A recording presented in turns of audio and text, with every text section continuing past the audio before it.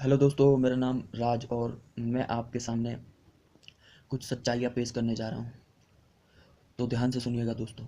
गुटखा मत खाओ, बीड़ी मत पियो, सिगरेट मत पियो, ये सरकार द्वारा टीवी पर ऐड करवाए जाते हैं और कई चीज़ें बताई जाती हैं कि इनसे कैंसर होता है, इनसे ये होता है, इनसे वो होता है।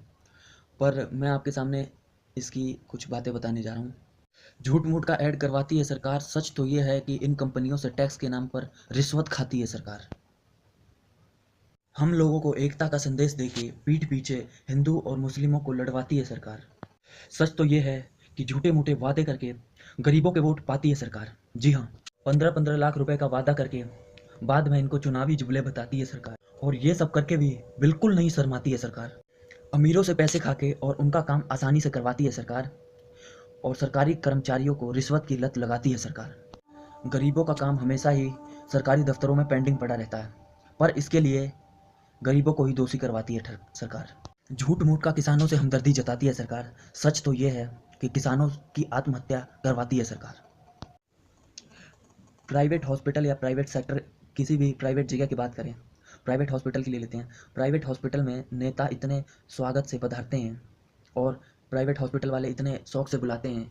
तो प्राइवेट हॉस्पिटलों का क्या है, प्राइवेट हॉस्पिटलों का नाम हो जाता है कि नहीं, यहाँ नेता ये आया है, ये अच्छा हॉस्पिटल होगा, चलो इलाज करवाने इसी में चलते हैं। और नेता इतनी खुशी से झूम उठता है इतने स्वागत को देख के कि उत्तरी।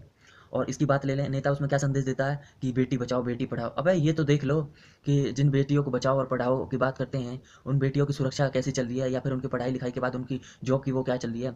10वीं 12वीं ग्रेजुएट कर कर के और माँ बाप इतने अच्छे से पढ़ाते हैं, और पता चले प्राइवेट सेक्टरों में तुम उतरते हो, कभी देखते हो हॉस्पिटलों में कि जो झाड़ू पोछा करने वाली हैं वो कितनी पढ़ी लिखी हैं। हॉस्पिटल वाले 25 साल की लड़कियों से कम एज की लड़कियों को, 30 साल से कम की एज लड़कियों को ही भर्ती लेते हैं। क्यों? क्योंकि वो सुंदर है, सुंदर और देखते हैं ना कि जवान है, उन्हीं को हॉस्पिटल में भर्ती ले लेते हैं।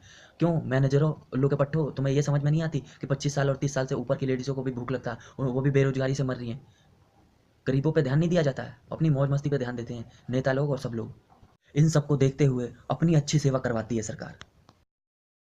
अब मैं कुछ प्राइवेट सेक्टर के मैनेजरों और हाउसकीपिंग या फिर जीडीए वगैरह के मैनेजरों की बात कर लूँ, तो बात यह है कि क्या करते हैं कि नौकरी पे रखे हुए लड़कों को या फिर किसी भी लड़कों को, जितने भी होते हैं उनके अंडर में काम कर रहे होते हैं, उन पे एक ही प्रेशर होता है कि एक गलती, सीधा नौकरी से हाथ धो बैठे।